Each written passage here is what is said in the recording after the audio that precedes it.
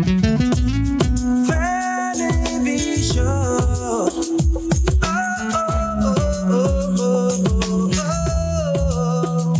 Come on, let's talk about it. Good evening and welcome to another episode of the Vahnahbee Show. We are thrilled about this discussion this evening, but first off, we just want to take time off and say thank you to our sponsors, the good folks at The Glam. You see me today, I'm glamming. Right, so the folks at The Glam, Date Spa, good afternoon to you and thank you very much for coming on board with us. And you can get this look or even more, get your nails done, your toes done, get your massage, maybe some hot stone massage or what's the other one? Let's see. Relaxation massages at The Glam currently. Get your gel nails, either your fingernails or your toenails. So there's a lot. There's a full range of makeup available at The Glam to achieve just the look you want. Whether you want to do a change around or you just want to enhance that natural beauty. You can visit the good folks at The Glam, Piper Step in Independence Street, Roseville. You can call them on 448-4099. And now we're going to get right into the gist of things because time tends to slip away from you, especially when you have so many good things to talk about. So what I'm going to start off with doing is introduce our guest this evening, Dr. Casimir, who is the coordinator for agriculture disaster risk management right here on the Nature Isle. Good evening to you, Dr. Casimir. I call you Dr. Dr. Casimir.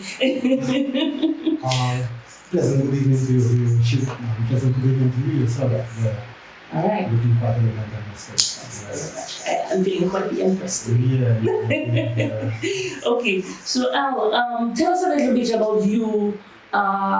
Just in a nutshell, what got you into that current position, your journey? I started off working with the Ministry of Agriculture way back in 1983 under the summer attachment program where I was a student at the Casimir Academy. And I just got interested into the whole issue of agriculture, being born and raised in the capital city roads, so quite interesting. Never really had rural experience in terms of, go to the country. So you're a also that got into agriculture? Serious also. Okay. Nonetheless, the guidance of Mr. Owen Journey from the Casimir Academy was a very instrumental in terms of our mentorship. Okay. So that actually got me engaged and attached to the Ministry of Agriculture, Division of Agriculture, particularly as a full-time job way back in 1989. Then I went to the Republic of Cuba to do my first degree from 1991, came back in 1997.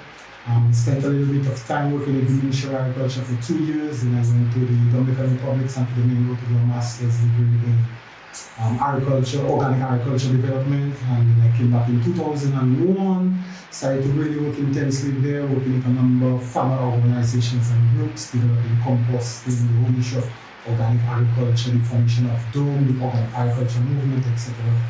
And then in 2012, I got the opportunity to do a doctoral studies in the United Kingdom in terms of soil science. So I pursued that for 3 years intensively.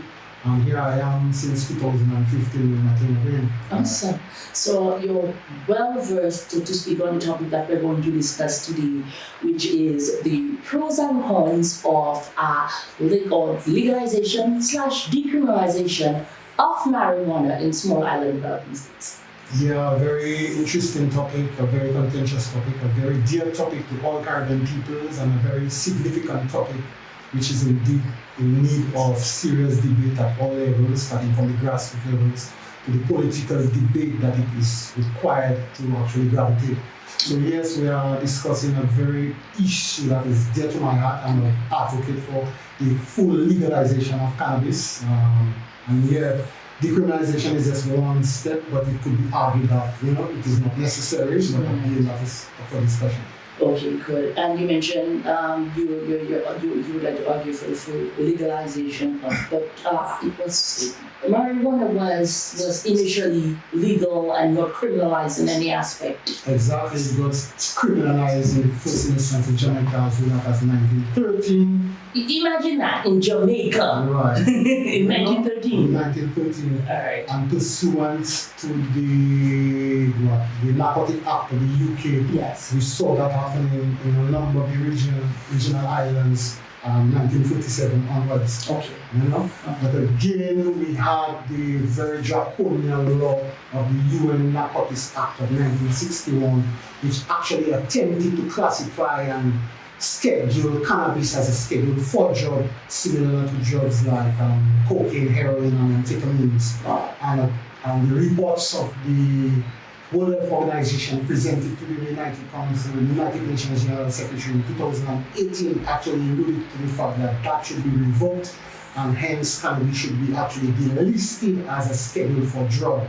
So the whole issue of this cannabis a narcotic is actually coming out and being incited to us that this is not, Right. So let me ask you this now.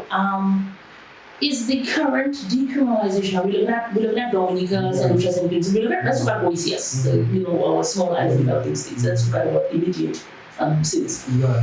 And is the decriminalization of marijuana, is it only for medicinal purposes or does it include recreational and economic purposes as well? It is not. I make reference to the 2018 report from the Caribbean Regional Commission on Marijuana, spearheaded by Professor Bella Antoine, Okay. where it articulately states that the Commission is of the view that the law reforms process that focus only on medicinal marijuana will seriously shortchange Caribbean peoples, given the many significant considerations that needs to inform legal policy. Okay. So the issue of is it only for recreational medicinal purposes, no, it cannot. Because in the sphere of new economic pursuits and the whole paradigm shift in terms of our economic prosperity, the complete use of the plant has to be considered, both in terms of its economic use, in terms of its social use, in terms of its environmental use. Because one of the issues that we face currently, quote unquote, within the illegal, decriminalized atmosphere is the whole issue of environmental degradation.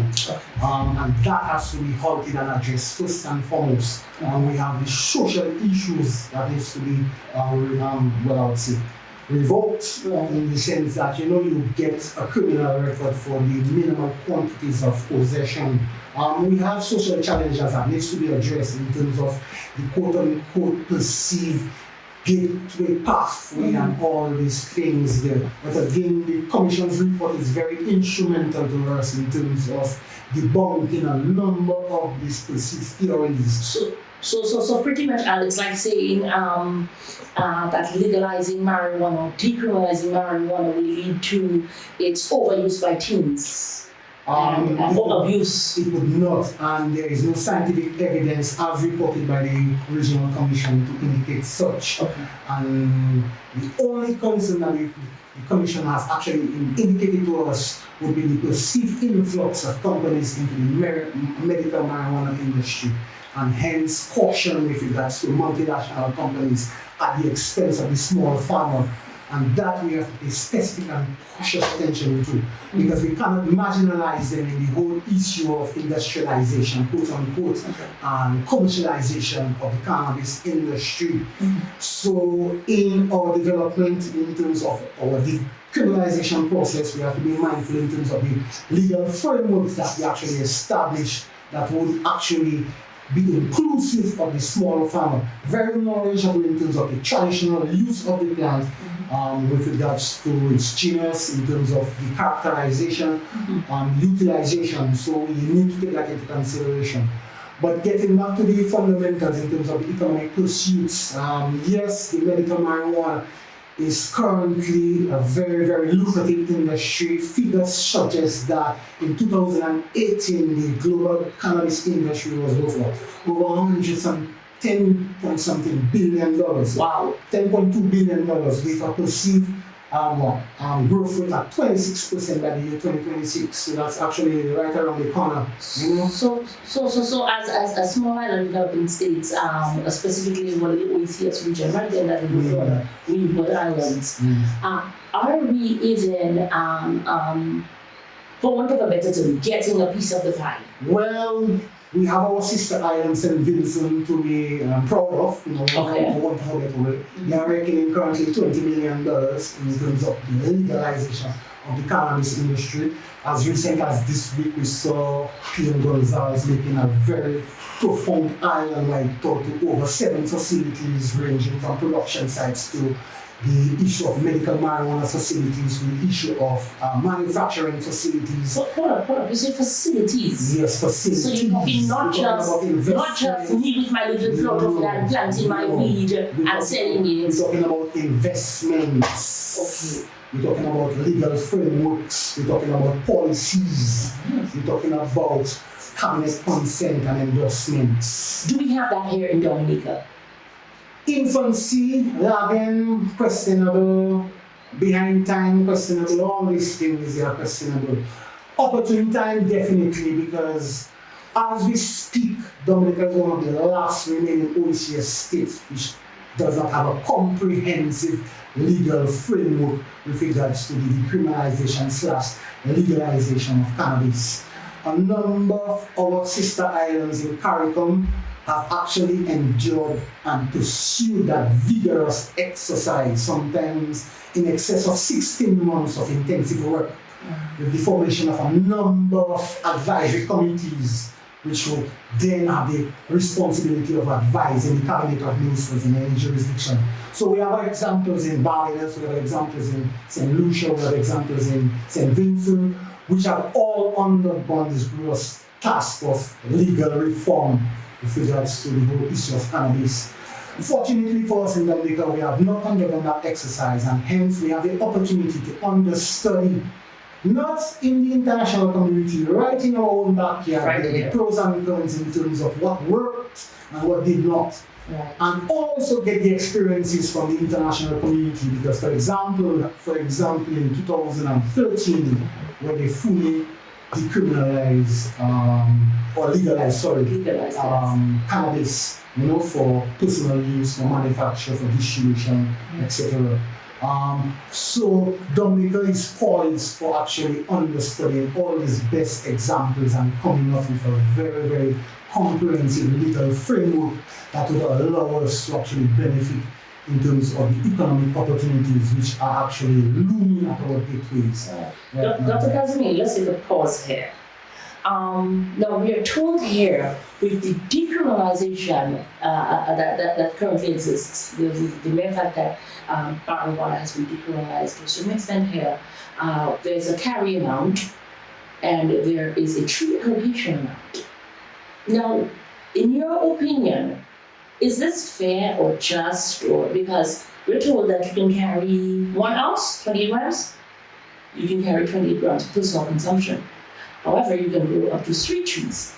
Now, in my basic knowledge of agriculture, because I'm a farmer as well, so in my basic knowledge of agriculture, I understand that 1 tree can yield up to a pound, maybe 2 pounds, depending on how well you treat your tree. Correct. Where does that put the planter now? In a very gray line in terms of the law. Because like you've actually rightly stated, the law as we speak allows us for the personal possession of 28 grams and the cultivation of up to 3 trees. But with personal experience, like I'm actually doing here, you can yield up to anywhere between half a pound and a pound of tree ganja based on your agronomic practices. Okay. So that in itself is questionable and up for debate, and again very dubious within the legal framework as is we currently exist. We understand the government's position with regards to the decriminalization aspect, and the decriminalization of 28 grams we would expect is like a stepping stone in terms of the overall process that is necessary to bring this exercise to fruition and completion. But nonetheless, it is commendable. It is argumentative. Okay. In the sense that it's contentious in terms of there are pros and cons, there are proponents and there are opponents of this gesture and this move. Yeah. So all these things they need to be put in context in terms of the evidence-based opponents. And like you rightfully said, from an agronomy point, it is not concurrent with the potential of any one species of cannabis growing in tropical conditions. Now, let's take a step after something that you mentioned earlier in terms of soil risk management. How does cannabis play into that?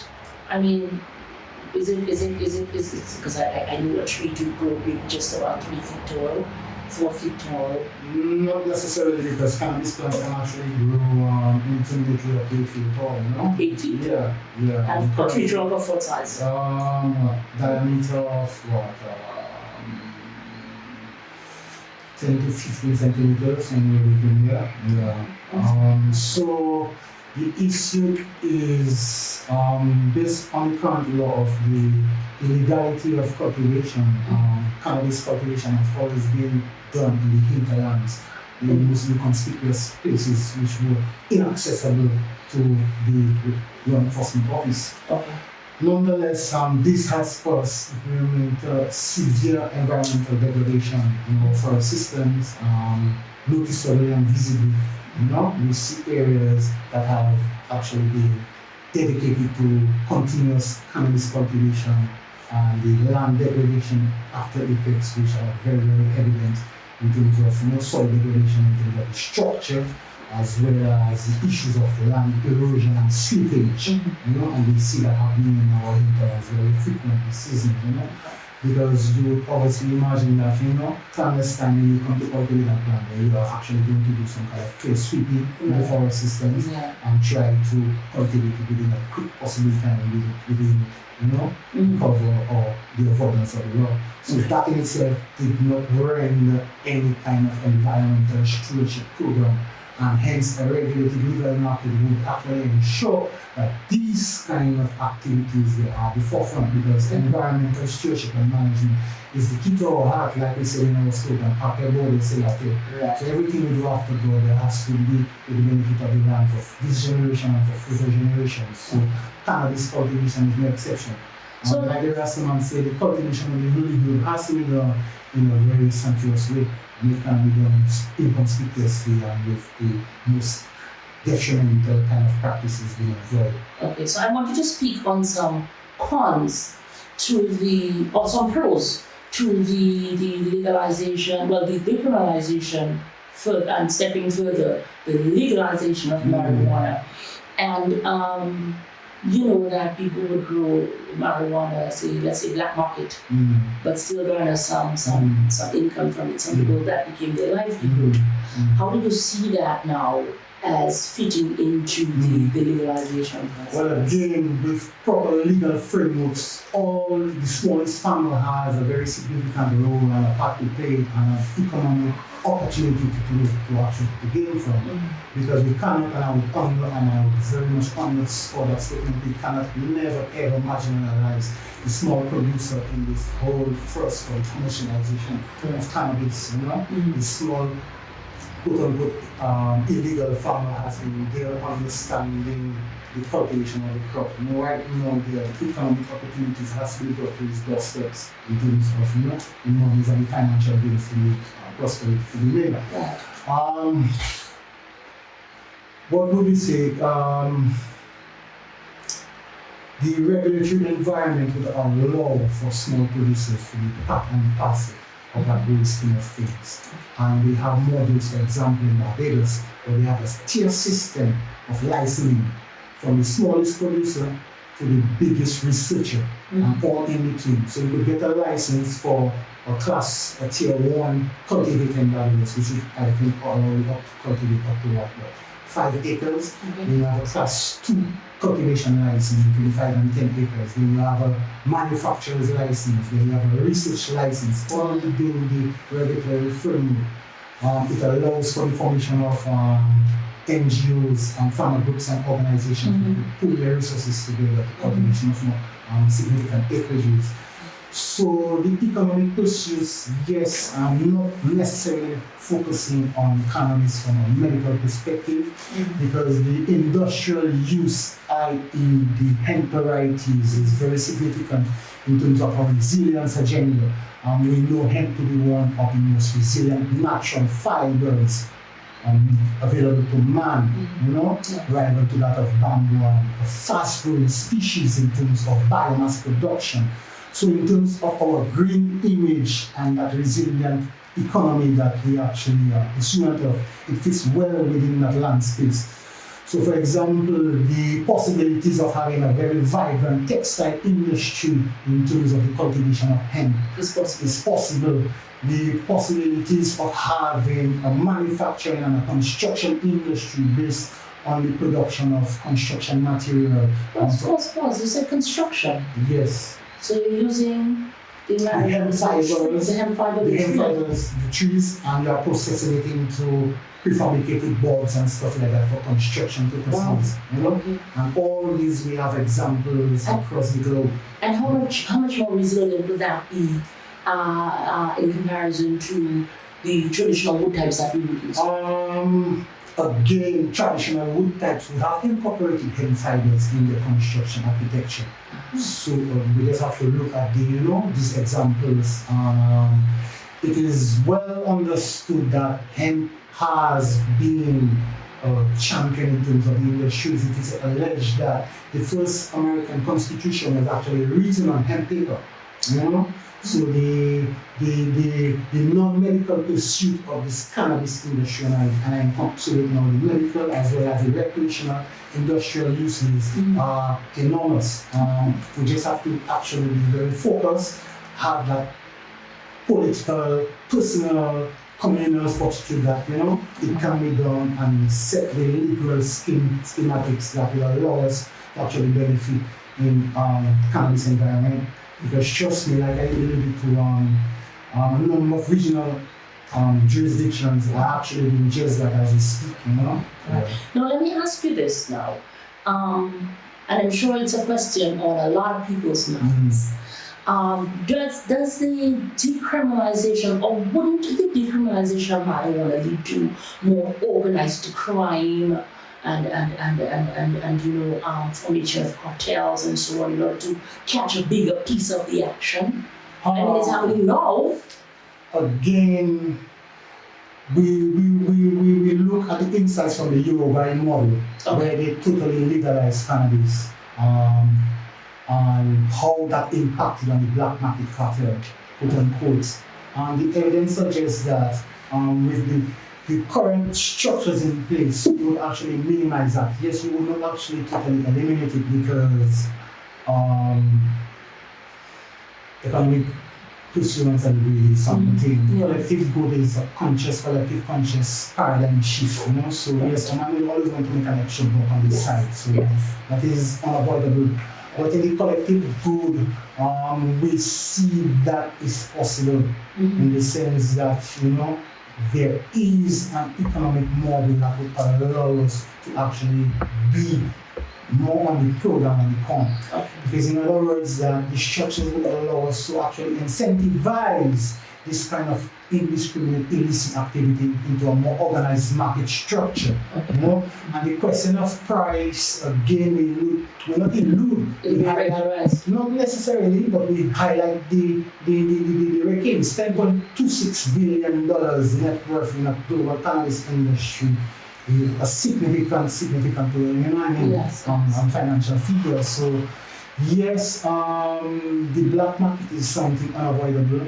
But again, with current and with proper legal structures, advertising, and public education, we perceive that this will be halted and to a minimum, because the overall objective is to try to get an organized market, in terms of value addition. Because yes, there will be always a space for recreational use, be it smoke, drink, eat. Once we actually combust cannabis, smoke it, and eventually actually chemical structure and hence a reduced effect. So the consumption of cannabis in its fresh phytoactive state, which is in its vegetative state, is something that we should encourage in terms of the inclusion of cannabis in your salads. And So you're telling me that if I'm making a wrap, as opposed to putting lettuce, I can just stick some marijuana in there, and exactly. so I'm not gonna get high. The effect is minimal, but the net benefit is in terms of the phytoactive chemicals, which are actually very much in tune to your natural organic receptors of THCs in your body, and hence the euphoric feeling is minimal, but the beneficial effects are maximum. So you're saying my body is already prepared to deal with the effects of THC? Yes, because THC is a naturally occurring substance in many natural plants, not only found in cannabis, but obviously highest concentrations like in cannabis. Okay. And your body have natural receptors in terms of the tetrahydrocannabinoid receptor frequencies. So yes, the consumption of fresh cannabis is something that will actually rejuvenate the body. You know? Yeah. So let's jump back a little bit, because we're talking about the getting high aspect of it, but we're talking about the economic benefits and so on and so forth. I know for a fact that there are two strains, the sativa and the indica. Now, do our farmers, the people currently who cultivate the marijuana, who've been doing it for some time, both here or overseas, do they know about the two strains? Because sometimes, and let me just explain why I'm asking that question. Sometimes you will hear somebody say, boy, I smoke a weed and I have me mark, and I have me high. And then sometimes another one will say, boy, I smoke a weed and I jab, and in our local balance, that means I'm active and I'm hyper, right? So how do you know, and do the farmers know? Yes, do they know? But how do you know as a consumer when you go buy the product what you like? Again, that in itself is an issue of how we regulate the market for the medicinal use of cannabis, in terms of the THC content, the CBD contents, what it is that they're actually looking for, because it's not because there's a medical condition that you can take any strain of cannabis. Sometimes you need a strain that is more potent in THC, especially for pain relief, or sometimes you need a strain that is more potent in CBDs, for calming effects and stuff like that. Nonetheless, our Dominican farmers do have a wealth of knowledge in that. The cultivation of cannabis stems like from the early 60s into, and maybe even way before that. Yeah, exactly. And that knowledge there is very, very much intact. Trust me, we have some quote-unquote non-tails out there that know what they're doing, seriously. So the opportunity in terms of preserving even some of our indigenous strains is something that has been attempted. So for example, a very dear colleague to all of us, Dr. Rachel Emmanuel, out in Jamaica Mula campus, has collected a number of our local strains and crossbred them with some indigenous local strains out of Jamaica and come to something wonderful material. I think that he has even created new strains which are basically ideal for the medical cannabis industry. Understand the point that we have some strains in Dominica there which are of value based on the longevity and the preservation of the strains. Again, you will see the microclimates of Dominica renders very, very ideal to this kind of genetic conservation in situ, especially which are ex situ, whatever the case may be. So the point is the knowledge base of cannabis cultivation in Dominica is very, very, very, very deep, very, very much alive, both in terms of the generational gap. You have some very progressive young people on the scene who are actually very knowledgeable from a very, very in-depth source and very scientifically grounded in terms of the mechanics behind cannabis cultivation and actually doing some very wonderful work. Time is quickly running away from us, Dr. Casimir, but let me ask you this very important question. We see different strains in the US, particularly you hear of Purple Haze, Pineapple Kush, White Widow, and all the others. Are we positioned to grow those strains here and derive the same economic benefits as the other countries are? We are positioned to grow better strains than what you see in the US, because one, natural benefits that we have, that is that we live in the tropics, and that allows us to actually benefit from the exposed natural sunlight. Now, cannabis is a plant that has over 200 compounds in it, THCs, CBDs, TCGs, a number of them. Interestingly, strains grown in the tropics have one particular compound which is called TCG. TCG, what is that? Yeah, tetrabike. I cannot remember the scientific name. We'll find it for you and we'll drop it in the comments.